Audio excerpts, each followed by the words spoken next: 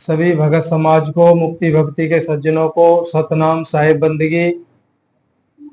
आज पार्ट 2 में आप सुनेंगे हमारे स्वयं के अनुभव से सार शब्द क्या है और वो किस प्रकार सुनाई देता है, और अनहद नाद क्या है और वो किस प्रकार से सुनाई देती है। सतगुरु कबीर साहब के मूल ग्रंथ बीजक से भी इसका खुलासा होगा। पार्ट 1 में आप साहिब का मूल ग्रंथ बीजक नहीं सुन पाए थे। ये रमैनी का शब्द है, शब्द नंबर 16। शब्द तो आपने सुन लिया था, लेकिन इसकी जो टीका है, जो व्याख्या है, इसका अर्थ है, वो नहीं सुन पाए थे आप। तो हमारे स्वयं के निज अनुभव से और जो देखा भी है, जितना हमसे बनेगा आपको संकेत देंगे। वैसे तो सार शब्द अखय है, इसको अखय भी बोला गया। क्यों? इसको कहा नहीं जा सकता, नहीं देखा जा सकता है इसको। हाँ, सुना जा सकता है। जितना हम कोशिश करेंगे, जितना आप समझ पाए, इतना जरूर बता देंगे कि आप पहचान कर सकते हैं जो हमें सुनाई देता है ये सार शब्द है या ब्रह्मांडी अनाहत धुन है। जो भाई प्रेमी सज्जन इस पार्ट 2 को देख रहे हैं, जो नए जुड़े हैं, अगर आप पूरी तरह से समझना चाहते हैं तो पार्ट 1 को भी देखें। पार्ट 1 और ये पार्ट 2 आज आपके सामने इसमें परिचय कराया जाएगा। अब देर नहीं करते हैं, समय बहुत ज्यादा हो जाता है, तो शब्द को नहीं लेंगे। शब्द पार्ट 1 में आपको सुना दिया था, उसकी सतगुरु कबीर साहिब ने क्या व्याख्या करी है, टीका के माध्यम से क्या बता रहे हैं।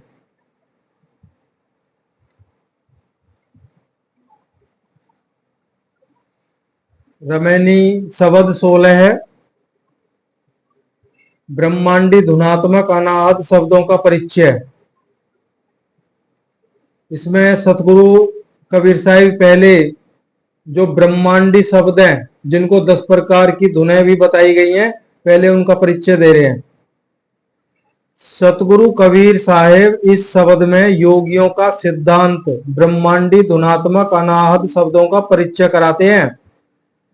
हे राम राजा जीव तुम्हारे शरीर में, यहाँ पे हे राम राजा जीव आत्मा को संबोधित किया सतगुरु कबीर साहिब ने, आत्मा को बोला है।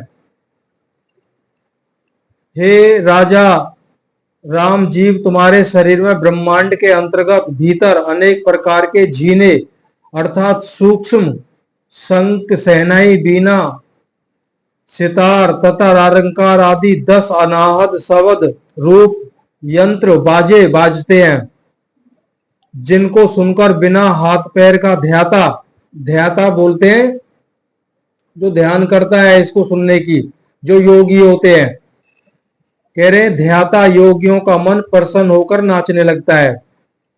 अब ये तो हम और आपको भी बहुत अति प्रसन्नता होती है जिनको कोई भी शब्द निरंतर सुनाई दे रहा है, तो खुशी तो होगी। क्यों? समस्त जगत में धुन का ही प्रचार है। हमारे सभी धर्म ग्रंथ उस प्रकाश का, उस धुन का ही तो वर्णन करते हैं, और वो हमें सुनाई देने लगे तो इससे बड़ी खुशी की क्या बात है। तो योगी जो है खुशी से नाचते हैं जब उनको वो शब्द सुनाई देने लगता है। ध्यान रखना है, कबीर साहब का योग मार्ग नहीं है, योगियों का मार्ग नहीं है। कह रहे हैं ये यंत्र बाजे बाजते हैं जिनको सुनकर बिना हाथ पैर का ध्याता योगियों का मन प्रसन्न होकर नाचने लगता है। वे 10 प्रकार के अनाहत शब्द बिना हाथ के बजते हैं, अर्थात चेतन आत्मा के माध्यम से बजते हैं। देखिए पहले रमैनी को पूरा कर देते हैं, 5-7 मिनट का ही समय लगेगा। उसके बाद में परिचय बताएंगे आपको, दोनों में अंतर क्या है, किस प्रकार से सुनाई देते हैं, इसलिए आप बने रहिए। कह रहे इन जो ब्रह्मांडी शब्दों को प्रकट करने वाला कौन है, कह रहे वो चेतन आत्मा, ब्रह्म निरंजन ज्योति निरंजन, ज्योतिर्मय स्वरूप भी बोला जाता है उनको, ज्योतिर्मय स्वरूप ब्रह्म निरंजन, कोई ज्योति निरंजन बोल देता है। उनके द्वारा ये 10 प्रकार की धुनें प्रकट है, क्योंकि वहां वही योगी सर्वन रूप हो जाते हैं, अर्थात चित्त से वह उन शब्दों को सुनते हैं। अतः वही योगी सर्वन तथा श्रोता भी है। उन शब्दों को जब ही चित्त एकाग्र हो तभी सुना जा सकता है। यहाँ पे सतगुरु कबीर साहब ने खुलासा किया है। देखो धीरे धीरे हम बढ़ रहे हैं परिचय की तरफ। कह रहे हैं उस ब्रह्मांडी धुनों को तभी सुना जा सकता है, कब, जब एकाग्र चित्त होके हम समाधिस्थ होते हैं। मान लो समाधि में बैठते हैं, ध्यान लगाते हैं। कई लोग अपने कान और आंखों को ऐसे बंद करके सुनते हैं। अब एक बात इस चीज को भी याद रखना, जब एकाग्र चित्त होके बैठोगे जहां कोई शोरगुल ना हो, तब इस धुन को सुना जाता है। उन शब्दों को सुनने में किसी विशेष समय की आवश्यकता नहीं है, क्योंकि यहां पर पाटन, ये शब्द में पाटन आया था, तो पाटन का मतलब होता है नगर अच्छी तरह बसा हुआ है और वहां पर बिना किसी अवसर के सभा लगी हुई है, अर्थात वहां सदा ही काल भगवान ज्योति निरंजन का दरबार लगा रहता है। इस बात को हे मुनिजन मननशील लोगों आप समझिए। अब योगियों को के प्रति सतगुरु कबीर साहिब कह रहे हैं आप इस बात को अच्छी तरह से समझिए। उन अनाहद शब्दों का भोग आनंद बिना इंद्रियों के ही होता है और बिना जिह्वा के ही उनका स्वाद प्राप्त होता है।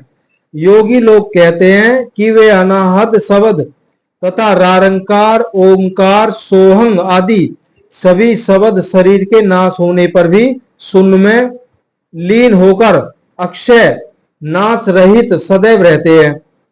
सतगुरु कहते हैं कि उस सुन समाधि अवस्था में योगियों के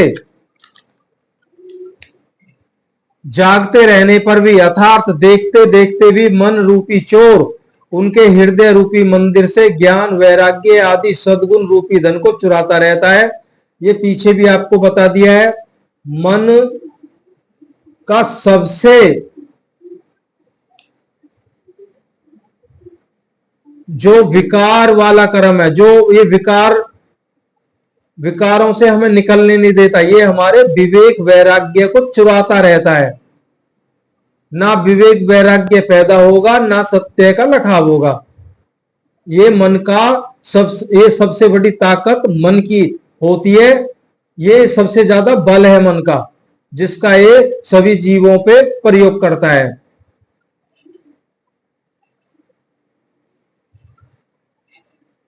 अतः चेतन आत्मा रूपी स्वामी के रहते हुए भी शरीर रूपी घर आत्म ज्ञान से रहित होने से शून्य के समान रहता है।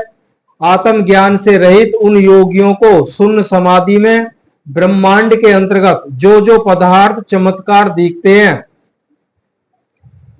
अब ये वो भी ध्यान दें जो ये कोशिश करते हैं भाई हमें प्रकाश दिखाई देगा, और आश्चर्यचकित कर देने वाले ऐसे मनमोहक आकर्षित करने वाले अनेकों चमत्कार दिखाई देंगे, वो भी जरा ध्यान दें। क्या कह रहे हैं सतगुरु कबीर साहब? कह रहे शून्य समाधि में ब्रह्मांड के अंतर्गत जो जो पदार्थ चमत्कार दिखते हैं वे सब मन की उपज कल्पना मात्र माइक असत्य है। माइक कहते हैं माया, ये सब असत्य है, झूठ है, मायावी है। सतगुरु उनका खंडन करते हैं।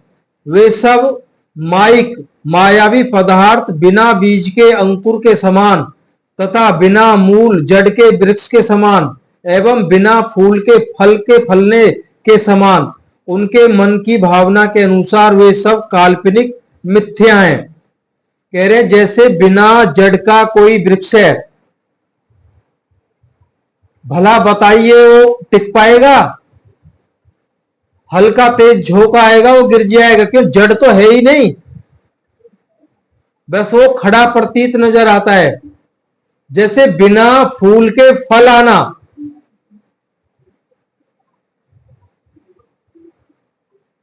बिना बीज के पौधा का अंकुरित होना, ये सब माया है।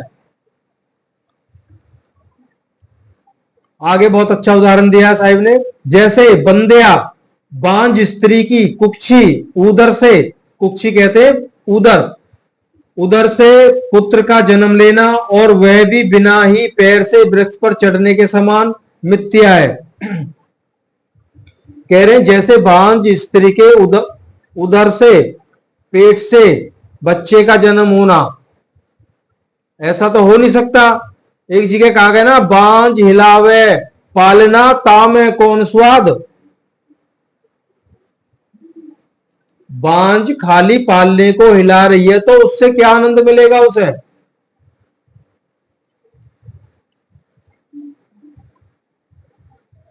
कह रहे अर्थात जैसे ये सब होना असंभव है, वैसे ही योगियों की कल्पना अर्थात भावना विशेष से शून्य ब्रह्मांड में भासमान ज्योति स्वरूप परमात्मा मानना भी मिथ्या है। अगर आप उस जो ज्योति भाष्यमान हो रही है ब्रह्मांड में, कोई बिरला योगी वहां तक पहुंचता है, उसका दर्शन करता है, कह रहे उसको ही महाचेतन सार स्वरूप परमात्मा मानना, ये भ्रम है, केवल मिथ्या है। अतः शून्य ब्रह्मांड में जो भी चमत्कार देखने में आते हैं, वे सब चमत्कार माइक निरंजन कालकृत है, काल द्वारा बनाए गए हैं, क्योंकि वह शून्य ब्रह्मांडी विद्या माया मंडल और तुरीय निरंजन ईश्वर तत्व भूमिका है। वहां पर निरंजन ज्योति स्वरूप में सहस्त्र साल कमल, सहस्त्र दल कमल भी बोला जाता है, पर विद्यमान है। सहस्त्र दल कमल पे सुन लो भाई, जो जानते हैं सहस्त्र दल कमल के बारे में, सप्तम चक्र है वो, वहां पे ज्योति स्वरूप ब्रह्म निरंजन बैठा है।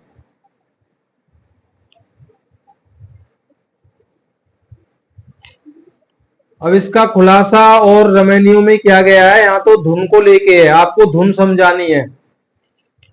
यह त्रिकुटी तथा सप्तम कमल आज्ञा चक्र के आगे भंवर गुफा के ऊपर है। यह अष्टमा कमल कहा जाता है। अष्टम, अब यहां पे साहेब ने वाणी के द्वारा बताया, अष्टम कमल ब्रह्मांड के माही, ध्यान से सुनिएगा, अष्टम कमल ब्रह्मांड के माही, तहा निरंजन दूसर नाही। वहां ज्योति स्वरूप काल भगवान निरंजन है, दूसरा नहीं है। अष्टम कमल को सुरती कमल भी बोला जाता है। निरंकार निर्गुण अविनाशी, ज्योति स्वरूप शून्य के वासी, निरंकार निरंजन राया, ज्योति स्वरूप वेद गुण गाया। कह रहे हमारे धर्म ग्रंथों ने, वेदों ने उसी का गुण गाया है, उससे आगे का कोई वर्णन नहीं है। जो सुरती कमल भी है उसको ब्रह्मरंध्र भी बोलते हैं, उससे पार वो सार स्वरूप परमात्मा है। थोड़ी सी रमैनी और है। अतः उसी से वह सब माइक चमत्कार वहां पर प्रकट होते हैं। अतः यहां तक सदगुरु ने योगियों के भाव का सिद्धांत वर्णन किया। अब अपना सिद्धांत कहते हैं। अब ये तो थोड़ा अगर आप समझे हैं, अब इतना तो आप समझ गए कि अनहद धुन मन की उपज है, ज्योति स्वरूप ब्रह्म निरंजन के द्वारा प्रकट की गई है, ब्रह्मांडीय मायावी है। ये मुक्ति भक्ति के जिज्ञासुओं के लिए कोई महत्व नहीं रखती है। अब सतगुरु कबीर साहब अपने शब्द का वर्णन कर रहे हैं कि हमारा शब्द क्या है, और इसमें थोड़ा आपको संकेत भी मिल गया है ब्रह्मांडी धुन के अंदर। जब हम समाधिस्थ होके, एकाग्रचित्त होके जब ध्यान लगाते हैं तो ये 10 प्रकार की जो अनहद धुन है ये सुनाई देती है। अलग अलग नहीं सुनाई देंगी, अलग अलग तो जब आप अवस्था दर अवस्था जब बढ़ोगे तब सुनाई देंगी। शुरुआत ये मिश्रित सुनाई देती है, सारी दोनों इकट्ठी होके आप पहचान नहीं कर पाएंगे, बता भी नहीं पाएंगे कि ये कौन सी आवाज है। इसको भी अखय कहा गया है, इसको कहा नहीं जा सकता। अतः उसी से सब, हाँ यहां पे सतगुरु कबीर साहिब अपना सिद्धांत कहते हैं, जिन जिज्ञासु जनों ने सार शब्द सतपुरुष परमात्मा के भेदी सतगुरु की शरण में जाकर उनसे भेद लेकर सार शब्द की प्राप्ति का साधन अभ्यास किया है, उनका सुरति संयुक्त अंतःकरण ऐसा पवित्र निर्मल हो जाता है, मसीह बिन द्वात, जैसे स्याही के डाले बिना कांच की दवात निर्मल स्वच्छ होती है। अब ध्यान से सुनना, बहुत सुंदर वाणी है।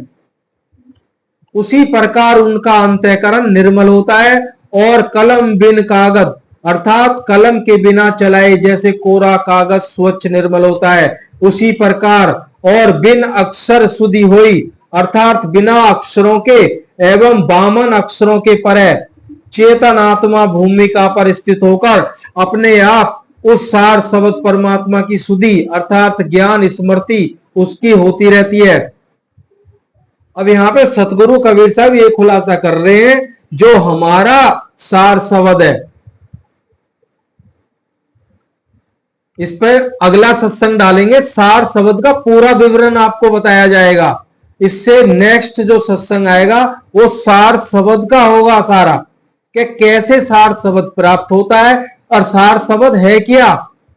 यहां पे दो आ गए हैं, एक शब्द है और एक सार। सार शब्द, शब्द का जो सार है वो, अब इतना हम थोड़ा खोल देते हैं, वो सार क्या है, वो आत्मा का निस्वरूप है, कैसे परमात्मा का परिचय करती है। तो इससे नेक्स्ट सत्संग में सारा वर्णन बताएंगे आपको, पहले आप धुन को समझ लीजिए। तो यहां पे सतगुरु कबीर साहब कह रहे हैं, जो हमारे सिद्धांत, ये तो हो गया योग मार्ग। योग मार्ग में हठ योग के द्वारा उस शब्द को सुना जाता है, शारीरिक बल देना पड़ता है। तो यहां सतगुरु कबीर साहब का सहज मार्ग है। कोई समाधिस्थ, कोई शून्य समाधि में नहीं बैठना है, सतगुरु के उपदेश पे दृढ़ता से क्या है कि जब हम किसी के बहकाए में नहीं आ सकते, कुछ भी हो जाए हम उस रास्ते पर निरंतर बढ़ते रहते हैं, तो वो किसी समाधि के बगैर,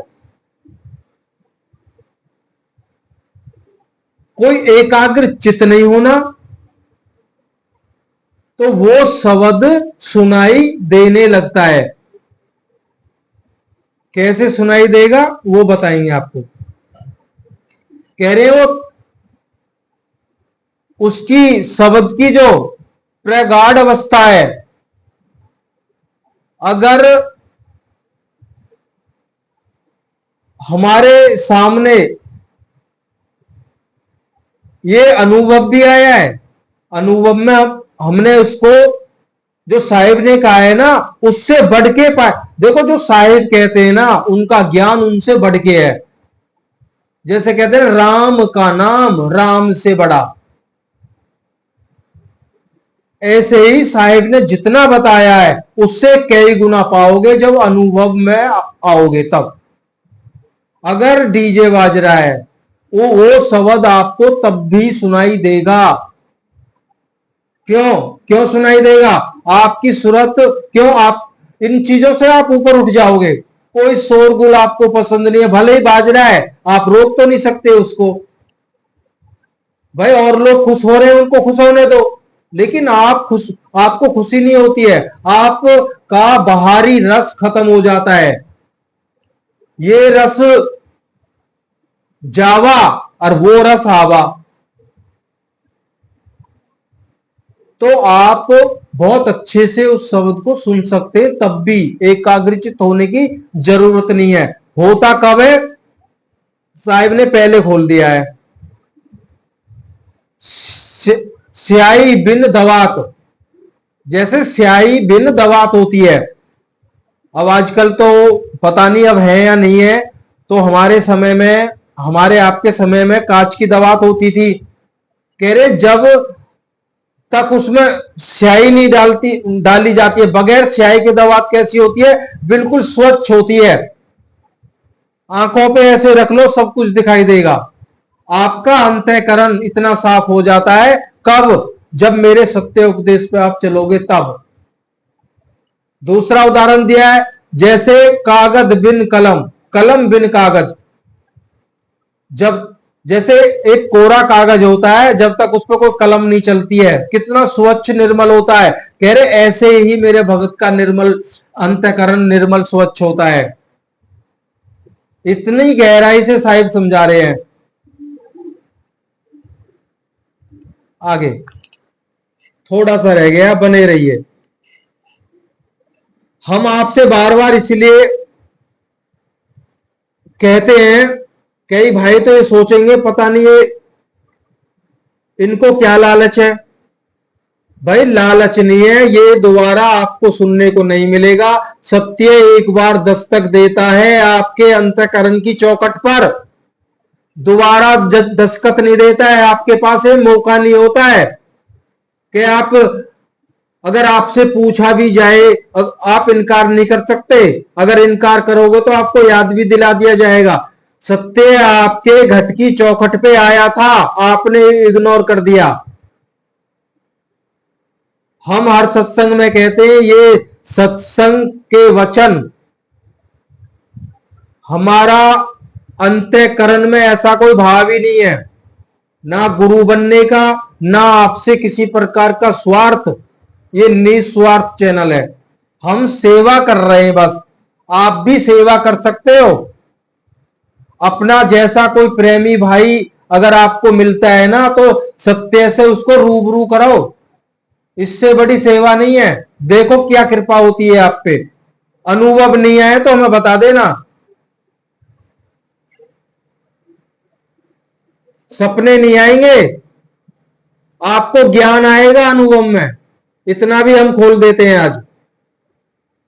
भाई सपने तो किसी के भी आ सकते हैं। आप राम राम भज रहे हैं, अच्छी लगन से भज रहे हैं, तो राम के दर्शन होंगे तुम्हें। जिसको भजोगे उसके दर्शन होंगे। सपना तो सपना है, क्यों, वही संस्कार छा जाता है तो उसी के भसीभूत सपने आते हैं, किसी और के थोड़ी आएंगे।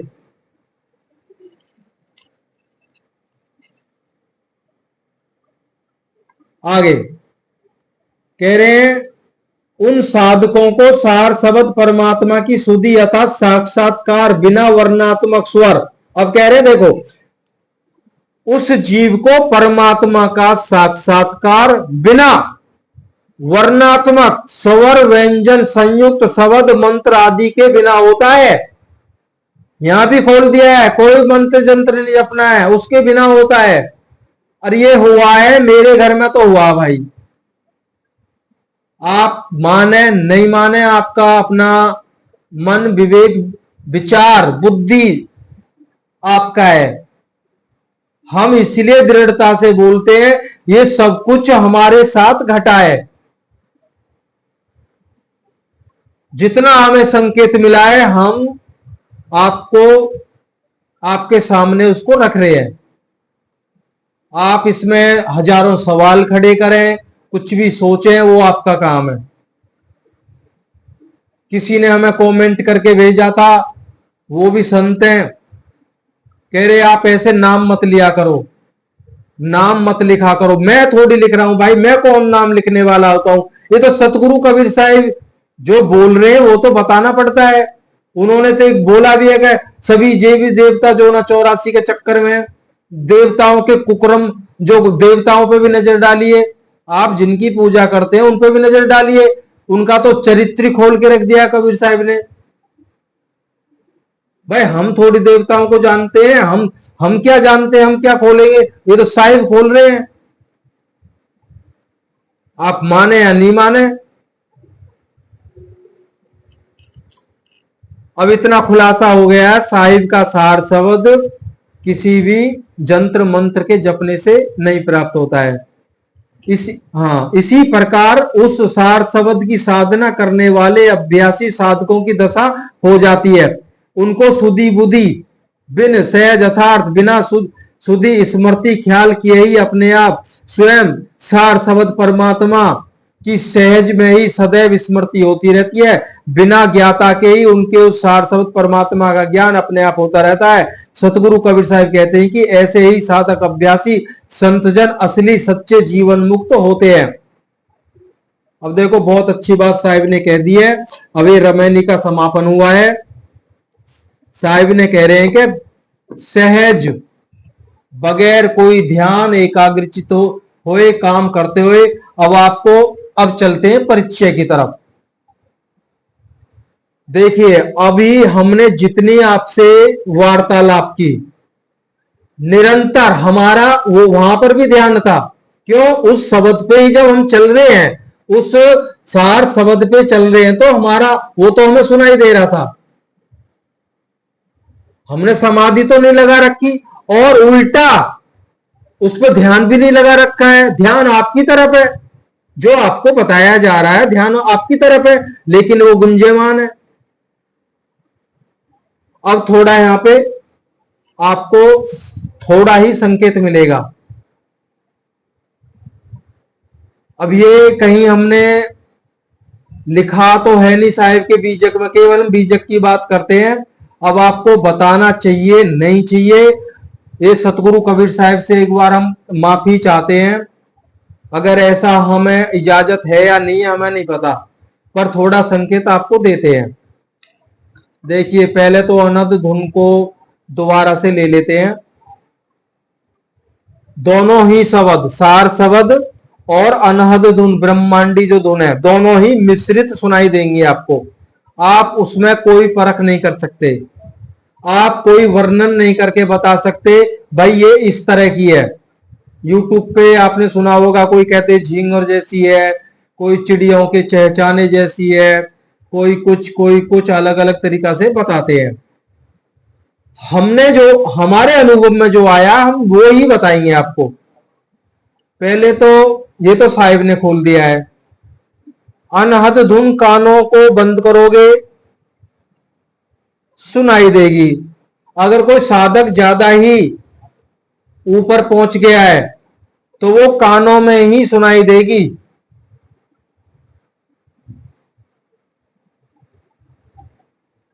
वो कानों में ही सुनाई देगी, आप उसको महसूस कर सकते हैं, ये भी महसूस कर सकते हैं आप। और आपको बताया भी जाता है उस धुन को दाएं कान से सुनना है, बाएं कान से नहीं सुनना है। अब इतना समझ गए, ये सबको पता है, ऐसा बताया जाता है अनहद धुन में। हमारे गुरु साहिबान बताते हैं जब आप कान बंद करोगे तो दाएं कान से ही सुनना है उसको। अब ये स्पष्ट हो गया, वो सर्वत्र धुन नहीं है, उसको एकाग्रचित होके ही सुना जाता है। अगर सर्वत्र विद्यमान हो तो वो फिर तो सार शब्द में उसमें अंतर करना बहुत कठिन हो जाता है। फिर जो सार शब्द है आप कान बंद करोगे उसी वॉल्यूम पे सुनाई देगी। जितना आपका अंतःकरण शुद्ध हुआ है, जितनी पावर उस वॉल्यूम को दी गई है वो उतनी, जितनी जिस भाई की जितनी खुली है कान बंद करोगे उतनी ही तेज। कान खुला रखोगे, अभी हमने बताया आपको, हम आपसे बातचीत कर रहे हैं, कोई कमी नहीं। सार शब्द वो सर्वत्र है, कान बंद करके आप ये महसूस कर ही नहीं सकते ये दाएं से आ रही है या बाएं कान से आ रही है, ये ऊपर से आ रही है नीचे से आ रही है, ये पूरा ब्रह्मांड गुंजयमान है। एक बात, अब हम और आप ऐसे बैठे हैं, हम खूब कोशिश करें, सुनाई तो वो दे रही है, हम खूब कोशिश करें ये पता लगाने के लिए ये आ कहां से रही है। अगर हम अपने पेट पे ध्यान दें तो हमें लगेगा पेट से आ रही है। अगर हम सोचेंगे इधर से ध्यान देते हैं तो इधर से आ रही है, इधर ध्यान देते हैं तो इधर से आ रही है। आप अनुमान नहीं लगा सकते। पूरा वायुमंडल गूंज रहा है, पूरा वायुमंडल गूंज रहा है। निरंतर तेलवत धारा।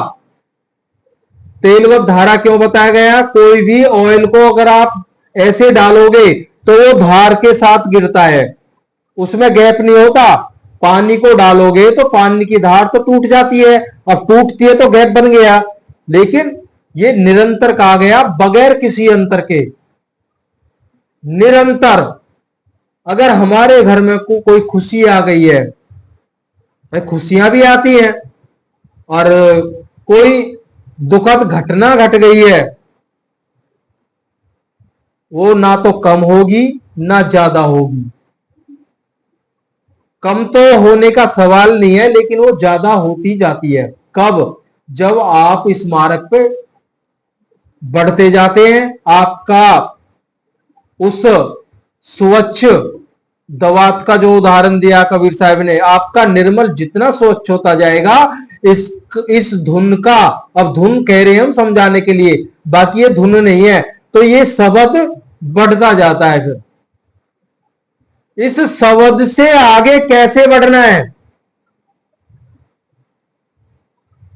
उस सार, जब ये सार शब्द इसको बोला जाता है, कैसे परमात्मा का परिचय होता है, कैसे मुक्ति होती है, कैसे सतलोक पहुंचते हैं, इसका वर्णन नेक्स्ट सत्संग में आपको बताएंगे। सार शब्द पूरा संपूर्ण सचित्र इसका आपके सामने खींचा जाएगा।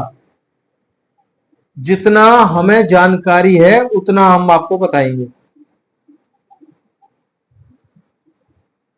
तो आप समझे सार। देखो, सार शब्द निरंतर, इसका जैसे आप आप, हम इस रूम में बैठे हैं, दरवाजा बंद है, हमें नहीं पता हवा, वायु कितनी तेज चल रही है,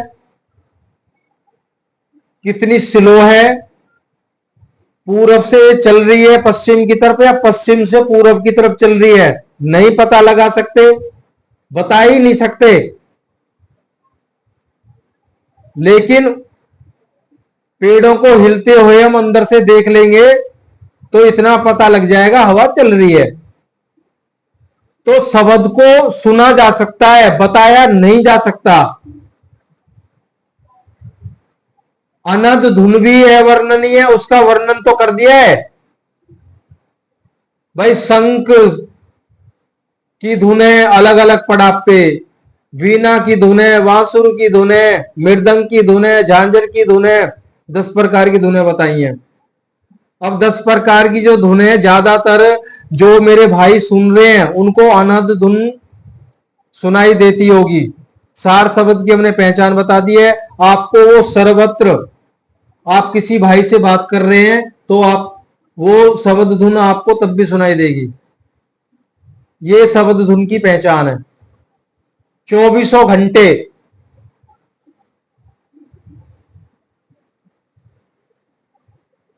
19-20 आपको फर्क पड़ सकता है, क्यों? इतनी जानकारी नहीं है, आप ज्यादा शोरगुल में हो सकता है वो आपको ना सुनाई दे। जैसे वहां से हटोगे आप, वो सुनाई देने नहीं लगेगी, वो निरंतर गूंज रही है। थोड़ा सा और एक वाणी से और सुन लेते हैं। साहिब की एक साखी के माध्यम से बताया उन्होंने, ज्ञानी योगी पंडित सब हई, सबदई में उलझाना, 5 शब्द और 5 मुद्रा, काया 5 ठिकाना। अब ये शब्द उनके लिए है। अब सार शब्द तो आप समझ गए। जो योग मार्ग जिन्होंने अपनाया हुआ है, जो 5 शब्दों का भजन सुमरन करते हैं और अनाहद धुन और उस प्रकाश को देखने की जिज्ञासा रखते हैं, खूब शारीरिक बल से भजन ध्यान करते हैं, समाधि में बैठते हैं। अब यहां साहिब ने खोल दिया है, आपको मानना नहीं मानना वो आपका काम है। क्या कहा है साहिब ने? ज्ञानी योगी पंडित सवई। यहां जो पंडित शब्द आ गया है, ये ब्राह्मणों के लिए नहीं है, ये बड़े बड़े महाज्ञानी महागुरु संतों के लिए उन्होंने कहा है। ज्ञानी योगी पंडित सभई शब्द ही में उलझाना, सब शब्दों में उलझे पड़े हैं, संक्षिप्त में ले रहे हैं। स्वर व्यंजन संयुक्त वामन अक्षर से बने जितने भी शब्द मंत्र हैं, कोटि नाम संसार में ताते मुकत ना होए, तो सभी शब्दों में उलझ रहे हैं। 5 शब्द और 5 मुद्रा काया 5 ठिकाना। कह रहे 5 शब्द और 5 मुद्रा काया 5 ठिकाना। कह रहे सब काया में ही, इस काया के घट में ही विद्यमान है। 5 शब्द कौन से? प्रथमे ब्रह्म इच्छा से 5 शब्द उच्चारा। काल भगवान की इच्छा हुई तो उन्होंने 5 शब्दों का उच्चारण किया। प्रथमे ब्रह्म इच्छा से 5 शब्द उच्चारा। सोहंग रारंकार निरंजन शक्ति और ओंकारा। इन्हीं 5 शब्दों का हम भजन ध्यान सुमरन करते हैं। और इन 5 शब्द, ये 5 शब्दों की 5 अवस्थाएं क्या है? 5 मुद्राएं, खेचरी भूचरी चाचरी अगोचरी और उन्मुनी। इनमें 5 शब्द, इनको शब्द कहा गया, ये शब्द वहां पे हो रहे हैं।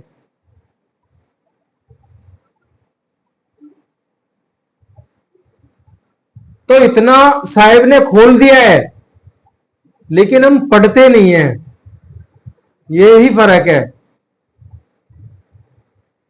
हम अपने अपने सत्संग में, भाई सब अपने अपने सत्संग में जाते हैं। देखो हम किसी सत्संग का मत संप्रदाय का बिल्कुल समर्थन नहीं कर रहे, ना हम किसी गुरु साहिबान का समर्थन कर रहे हैं।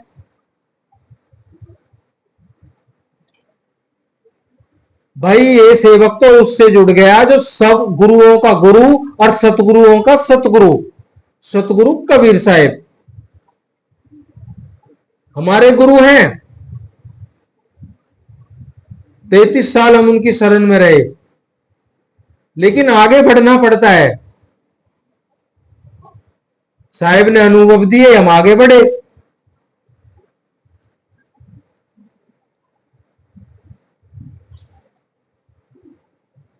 चलो आज इतना ही। साहिब का ज्ञान तो अखंड है और अथा, उसकी थाई नहीं है। सारी रात प्रवचन करते रहे तो चलता रहेगा। साहिब का ज्ञान तो ऐसा है। तो भाइयों हम अंत में कहना चाहते हैं, जो जो भाई रुके हुए हैं, जिन्होंने पूरा सुना है, भाई हम तो इंतजार कर रहे हैं कि कुछ मेरे भाई और थोड़े इकट्ठे हो जाएं। हमें पता चलता है चैनल सब्सक्राइब जब करते हैं, सतगुरु की दया आप पे हो रही है, आप लोग चैनल सब्सक्राइब कर रहे हैं, हम देखते जा रहे हैं। भाई हमें ना तो गुरु बनना है, ना हमें चैनल से, हमारे चैनल को तो आप खोल के देख लीजिए, हमारा वो उस अवस्था में है ही नहीं कि हमें भाई यूट्यूब से हमें कमाई होगी। इतना मालिक ने दे रखा है। देखो 2 काम करने, हम भी करते हैं और आपको भी करना है।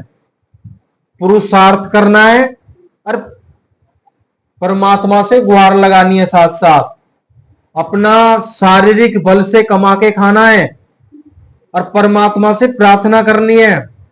तब वो दया का सागर हमारे अंदर उमड़ता है। अगर हम ये दोनों नहीं करते ना, भाई कुछ भी नहीं होने वाला। दोनों ही साथ साथ करने हैं।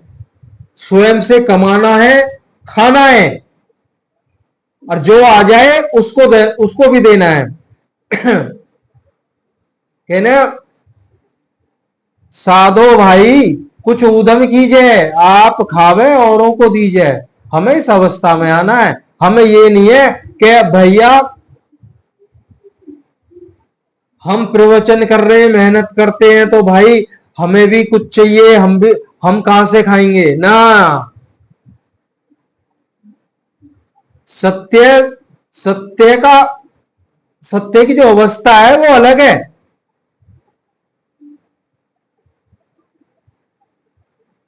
तो चैनल को सब्सक्राइब करिए। अभी हाँ 20 भाइयों ने चैनल को सब्सक्राइब किया है। हमने 100 के लिए कहा था, तो हम जैसे ही बीजक प्रारंभ करेंगे आपको 1 दिन 2 दिन पहले बता दिया जाएगा। बीजक को सुनिए और साहिब के वचनों पे अमल कीजिए। आपको कुछ नहीं करना है। अभी आप ही सुना है ना, मेरे जो भक्त हैं बिना किसी स्वर व्यंजन संयुक्त 52 अक्षरों से बने शब्द मंत्र आदि के बिना ही उस परमात्मा की प्राप्ति होती है। कैसे होती है वो हम अब नेक्स्ट सत्संग में आपको बताएंगे। सार शब्द का संपूर्ण ज्ञान, ऐसा कुछ लिख के हम आपके सामने आप जो ना देख लेना। तो चैनल को सब्सक्राइब जरूर कर लेना। अब आपको पता है मेहनत, देखो शारीरिक बल तो देना पड़ रहा है। हमारे शरीर से देख रहे हैं इतना बल नहीं है, लेकिन ये सतगुरु कबीर साहिब बल देते हैं। तो आज इतना ही। सतनाम साहिब बंदगी। आप सभी खुश रहें।